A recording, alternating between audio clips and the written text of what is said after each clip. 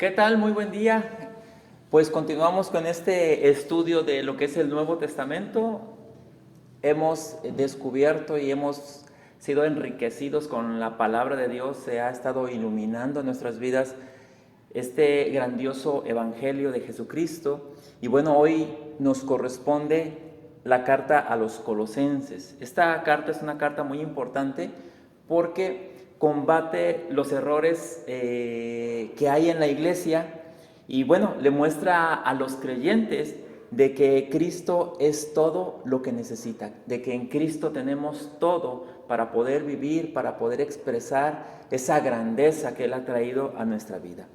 El autor de esta carta es el apóstol Pablo. Los destinatarios es la iglesia de Colosas, que es una ciudad que se ubica en Asia Menor.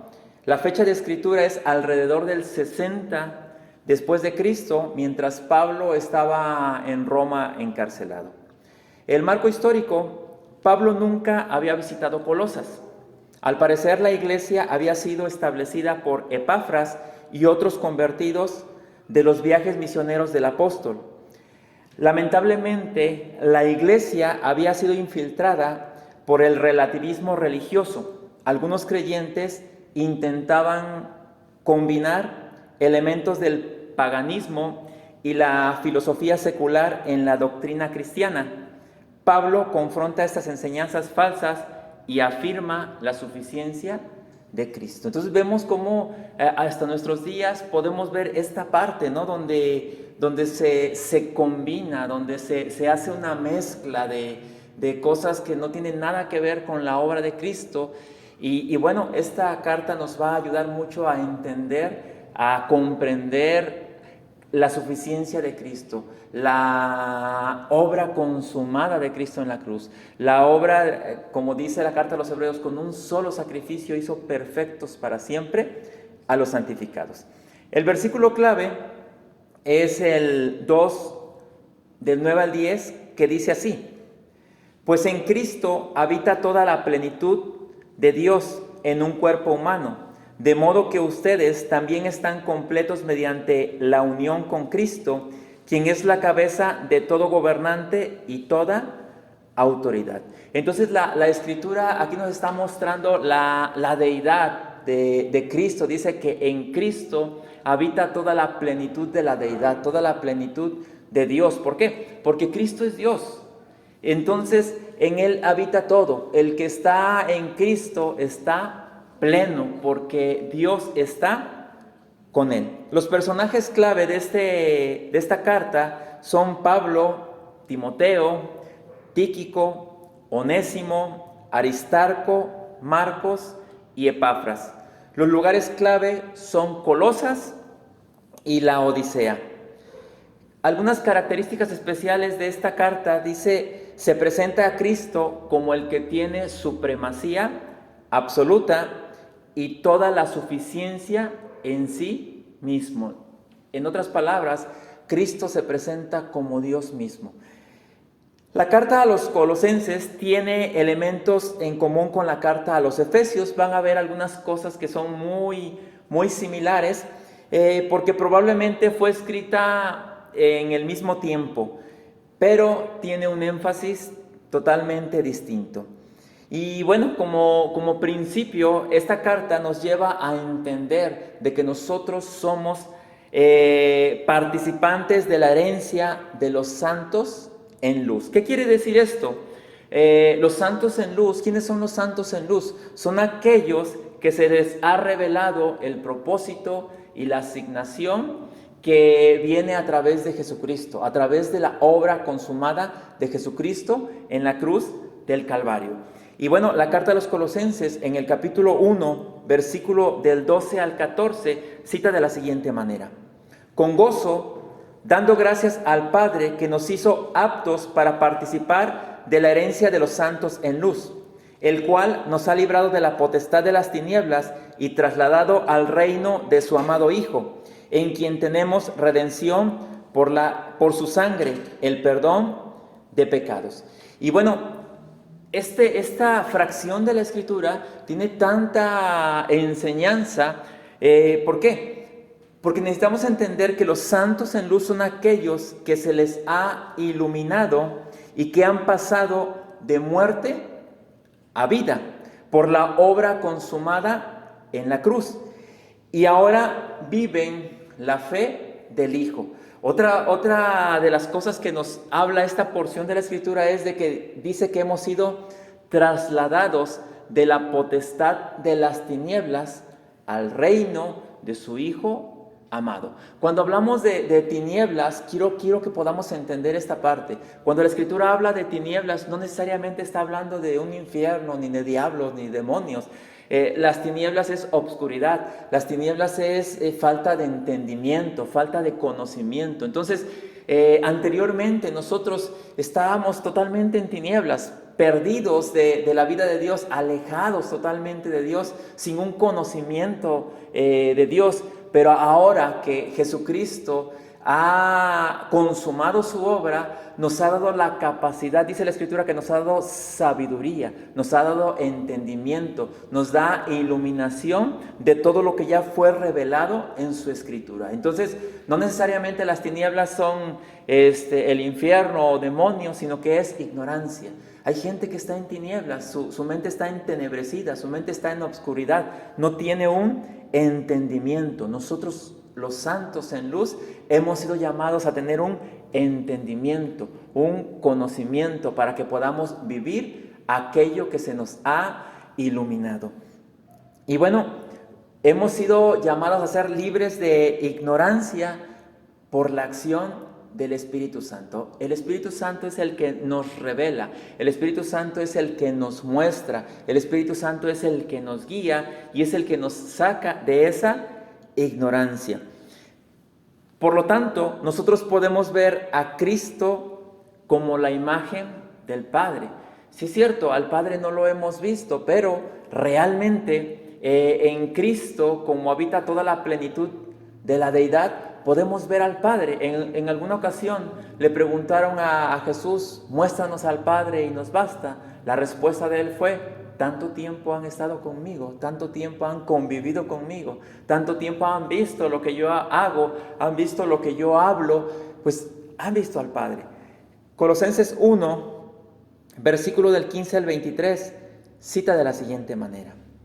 Él es la imagen del Dios invisible, el primogénito de toda creación, porque en él fueron creadas todas las cosas, las que hay en los cielos y las que hay en la tierra, visibles e invisibles, sean tronos, sean dominios, sean principados, sean potestades.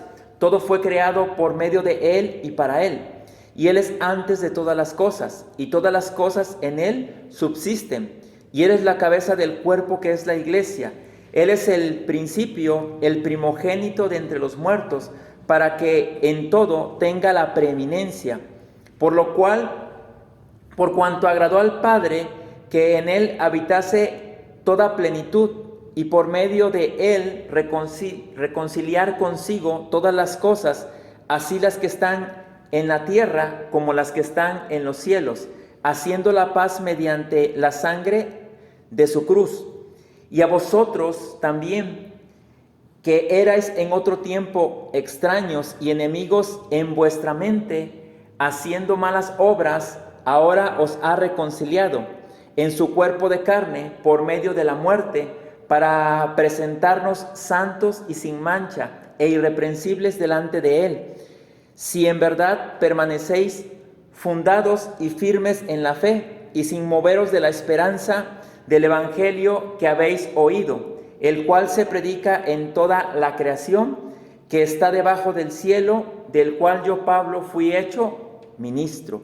Y esta porción de la Escritura nos está diciendo que Él es antes de todas las cosas, antes de que existiera todo, antes de que existiera el mundo, el universo, Jesucristo ya existía. ¿Por qué? Porque Él es Dios, Él es antes de toda la creación, Él ha existido desde siempre, pero también nos dice que todas las cosas en Él subsisten. ¿Qué quiere decir? Que Él sustenta todas las cosas, que todas las cosas existen, y todo el orden que podemos ver en todo el universo está en ese orden porque subsiste en Él, porque Él lo sostiene. Y bueno, lo que Él hizo para nosotros, dice que nos reconcilió consigo mismo mediante la cruz.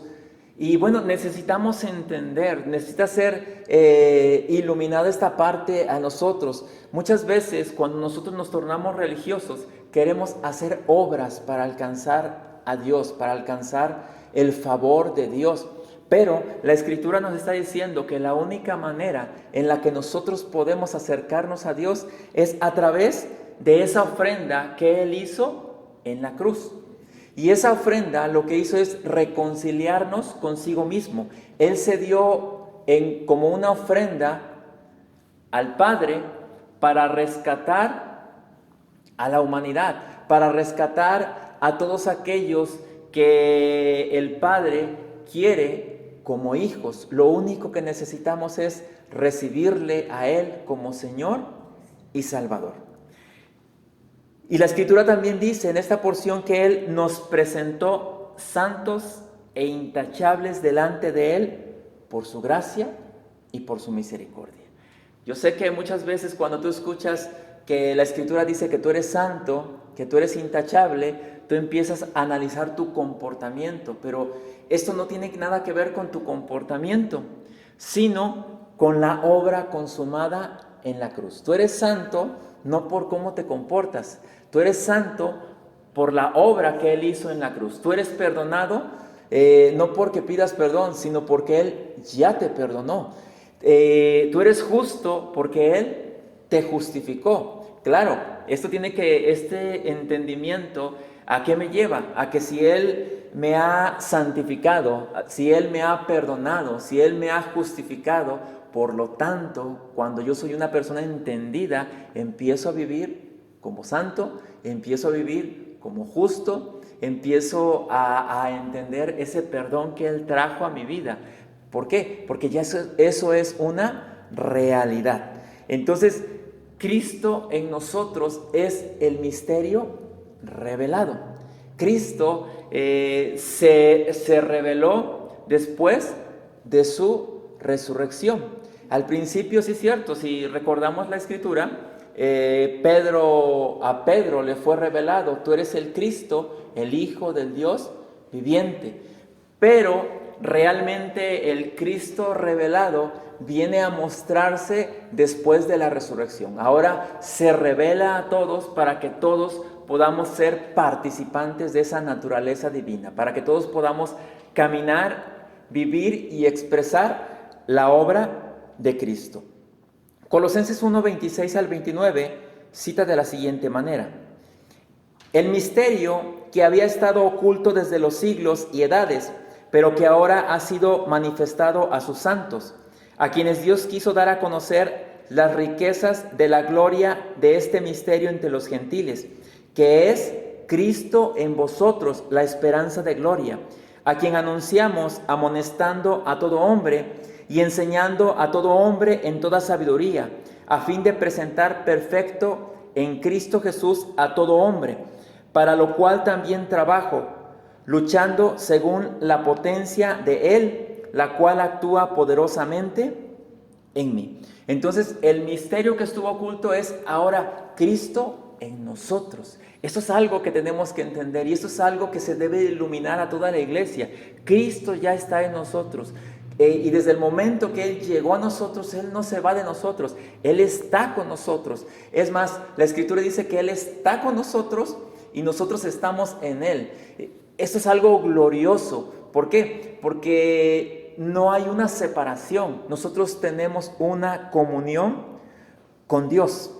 Y ser entendidos en esta comunión nos permite presentarnos perfectos delante de Dios, porque cuando tú eres consciente de esa presencia que te habita, cuando tú eres consciente de que Dios está contigo, tu vida es totalmente distinta. Nosotros entendemos de que estamos completos en Dios. Y es algo a lo que la Escritura nos quiere llevar. Te decía, el problema que había aquí era el sincretismo, esa tendencia de ideas de otras filosofías y religiones que pretendían mezclar la palabra de Dios, que pretendían mezclar pensamientos griegos, pensamientos del judaísmo, pensamientos del paganismo con las verdades cristianas, y vemos que hasta nuestros días tenemos muchos problemas con esto. ¿Por qué? Porque se hacen tantas mezclas, gente que quiere judaizar o traer principios del antiguo pacto a este tiempo, ¿no? Que no tiene nada que ver con la realidad que ahora nosotros estamos viviendo en Cristo, o gente que quiere traer corrientes filosóficas e incluirlas dentro del cristianismo. O sea, no, nada de esto. Cristo es la verdad. Él dijo: yo soy el camino, la verdad y la vida.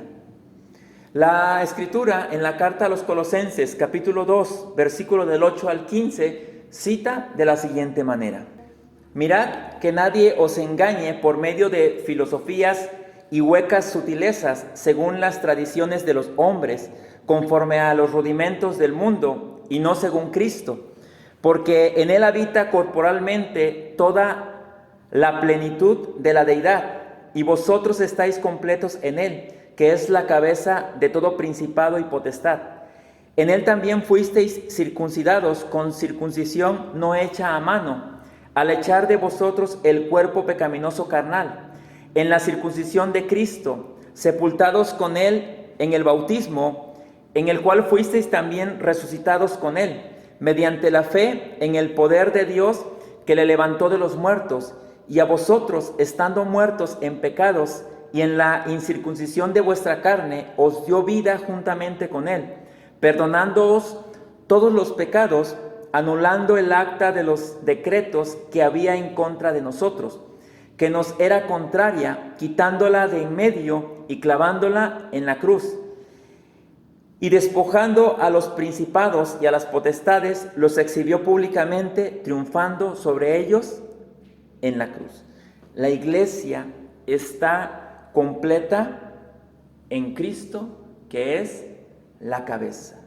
La iglesia necesita entender que la iglesia es el cuerpo, pero que Cristo es la cabeza, y que la iglesia en Cristo está totalmente completa. El apóstol Pablo aquí está refutando esas herejías, y les está diciendo: en Cristo están completos, no necesitan mezclar con el judaísmo, no necesitan mezclar con ninguna filosofía. En Cristo totalmente estamos completos, no necesitan hacer rituales que eran sombras de una realidad que ahora nosotros tenemos en Cristo.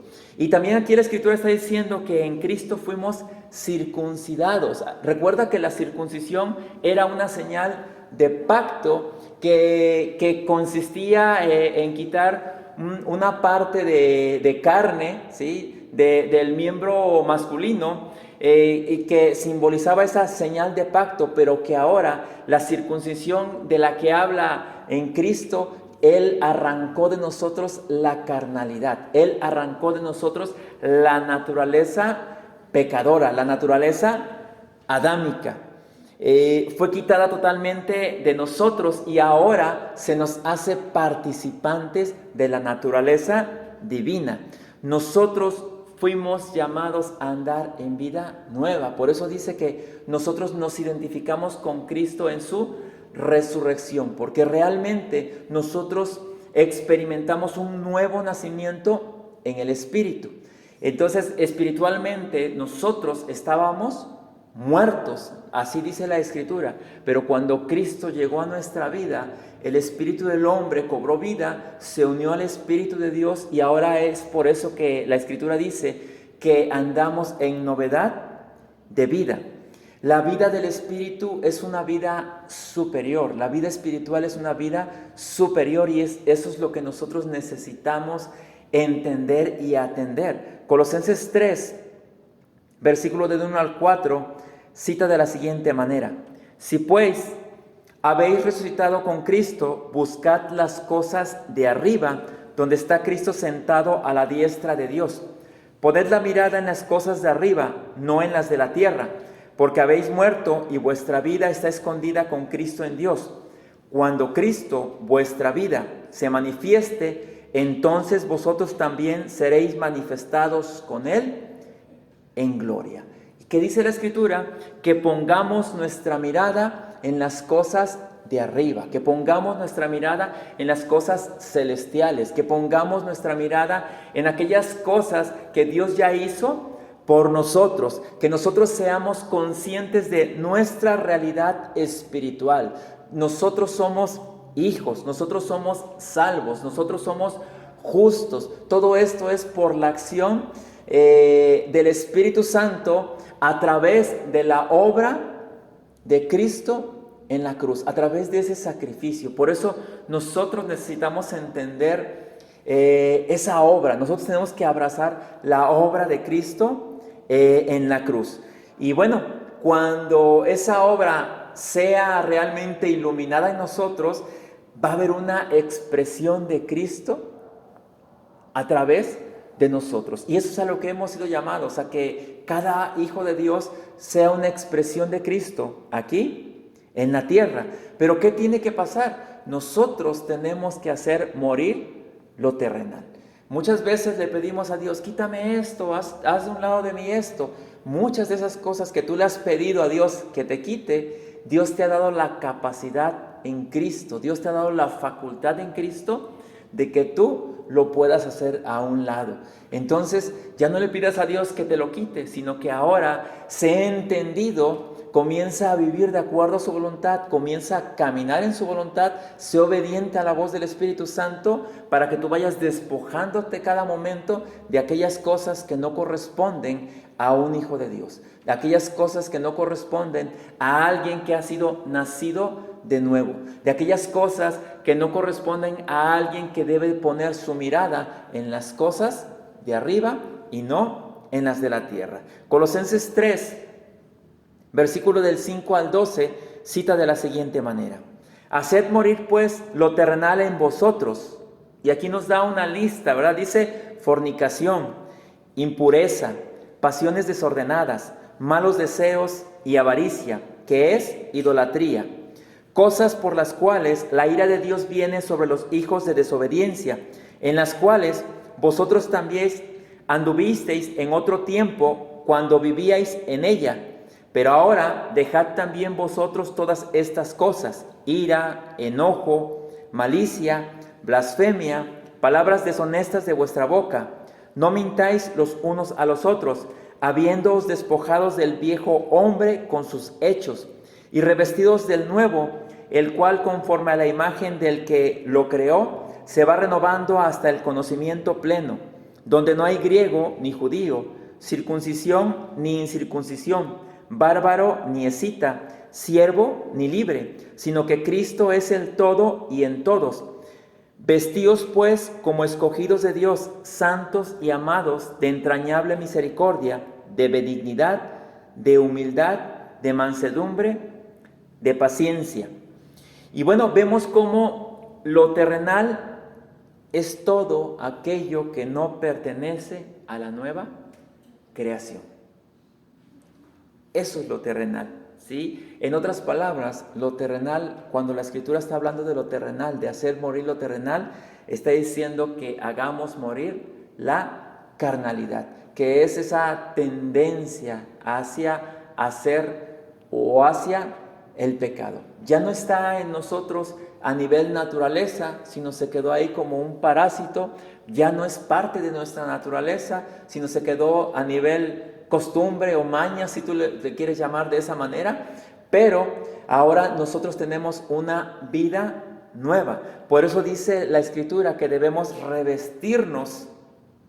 ¿Y qué es el revestirte? Es conocer, entender y vivir como corresponde a la nueva creación. Y eso es algo que cada uno de nosotros lo vamos a ir haciendo, ¿sí? A medida que vamos conociendo la Escritura, a medida que la Escritura nos va iluminando, nosotros nos vamos revistiendo del nuevo hombre y vamos siendo una expresión de aquel que nos llamó de las tinieblas a su luz admirable. Y bueno, al final de esta carta, el apóstol Pablo le da a la iglesia algunos principios de vida. Yo quiero que tú lo veas de esta manera, que tomes estos principios. Colosenses 3, 18 al 25, cita de la siguiente manera: Casadas, estad sujetas a vuestros maridos, como conviene en el Señor. Maridos, amad a vuestras mujeres, y no seáis ásperos con ellas. Hijos, obedeced a vuestros padres en todo, porque esto agrada al Señor. Padres, no exasperéis a vuestros hijos, para que no se desalienten. Siervos, obedeced en todo a vuestros amos terrenales, no sirviendo al ojo, como los que quieren agradar a los hombres, sino con corazón sincero, temiendo a Dios. Y todo lo que hagáis, hacedlo de corazón, como para el Señor y no para los hombres, sabiendo que del Señor recibiréis la recompensa de la herencia, porque a Cristo el Señor servís. Mas el que hace injusticia recibirá la injusticia que hiciere, porque no hay acepción de personas. Y vemos cómo aquí primero le habla a las casadas y le dice que deben de estar sujetas a vuestros maridos, pero dice como conviene en el Señor. ¿Qué quiere decir esto? El marido también debe ser una persona que es entendida y que camina de acuerdo a los diseños divinos. Entonces él dice, estad sujetas a ellos como conviene en el Señor. Y al marido le dice, amad a vuestras esposas. ¿Te das cuenta cómo todo esto va entrando en un orden? A los hijos les dice, obedeced a vuestros padres. Y a los padres les dice, no exasperéis a los hijos o no sean exigentes, sino que les está diciendo, modélenles la vida que ellos deben de vivir, modélenles la manera, enséñenles cómo se debe de vivir. Y a los siervos les dice, no sirvan al ojo, no sirvan solamente cuando los estén viendo, sino, dice, hagan todo como para el Señor, ¿sí? Quien vive de esta manera, vive a un nivel superior, vive con una mentalidad superior. Todos estos principios nos ayudan a vivir muy por encima de cómo vive el mundo, muy por encima de los valores de esta tierra, sino que nos eleva a niveles superiores, nos hace vivir con una mentalidad de arriba y no de abajo.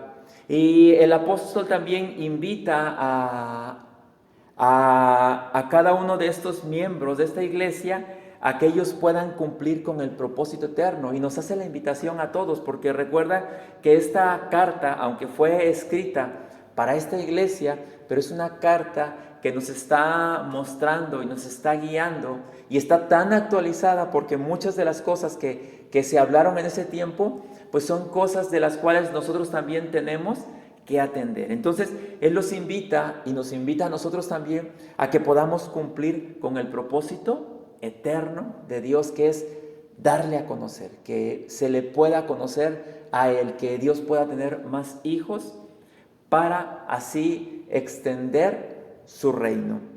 Y bueno, la carta a los Colosenses en el capítulo 4, versículo del 3 al 6, cita de la siguiente manera: todos juntos pidamos a Dios que nos abra una puerta para comunicar su mensaje a la gente. Aunque ahora estoy en prisión por anunciar este mensaje, oren para que podamos enseñar el plan secreto que Dios ha dado a conocer acerca de Cristo. Oren para que yo pueda dar a conocer claramente esta verdad, pues esa es mi misión. Compórtense con sabiduría ante los que no tienen fe, utilizando su tiempo de la mejor manera posible. Sean siempre amables e inteligentes al hablar. Así tendrán una buena respuesta para cada pregunta que les hagan. Entonces, él está diciendo le está diciendo a la iglesia, oren para que se pueda comunicar este mensaje, para que Dios abra puertas para comunicar este mensaje, para que haya oportunidades para comunicar este mensaje, porque realmente la gente necesita escuchar este mensaje. Y el apóstol Pablo decía: oren para que yo pueda dar a conocer claramente este mensaje. Compórtense con sabiduría. Dios nos ha llamado a comportarnos con sabiduría, a ser sabios en la manera en cómo nos comportamos, para poder modelar el mensaje que nosotros estamos dando. Alguien dijo en alguna ocasión: vayan y predíquenles, y si es necesario, háblenles. Entonces está hablando de que es más fuerte que nosotros podamos modelar esto que hemos aprendido, modelar este evangelio, a que nosotros lo vayamos y lo hablamos.